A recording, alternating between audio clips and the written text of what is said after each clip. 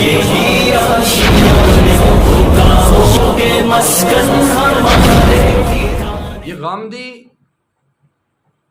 اور یہ جیلمی اور اسی طرح کے دوسرے پروفیسر، ڈاکٹرز اور ٹی وی پر بیٹھے ہوئے دجالی اینکر آج کل ہمیں مسائل بتاتے ہیں. ہمیں کوئی مسئلہ بھی پیش آتا ہے، ہم موبائل پر، یوٹیوب پر ان دین دشمنوں کو سرچ کرتے ہیں. میرا آپ سے سوال ہے، کیا آپ کو کوئی مرض لگ جائے، آپ بیمار ہو جائیں تو کسی نام و نہاد ڈاکٹر کے پاس جائیں گے یا اچھے ڈاکٹر کے پاس جائیں گے؟ آپ اچھا ڈاکٹر تلاش کریں گے، اچھا ہاسپٹل تلاش کریں گے. یہاں تو یہی مسئلہ ہوتا ہے، لیکن جب شرعی مسائل آتے ہیں وہاں پر ہم علماء سے رجوع نہیں کرتے. وہاں پر ہم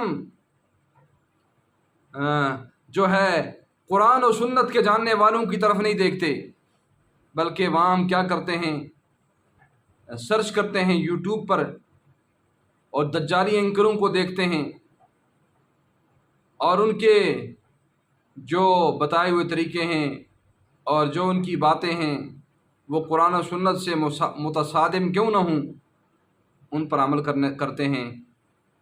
تو میرے بھائی، اس دور کا سب سے بڑا فتنہ ہے یہ میڈیا، یہ دجالی میڈیا اور یہاں پر بیٹھنے والے اینکر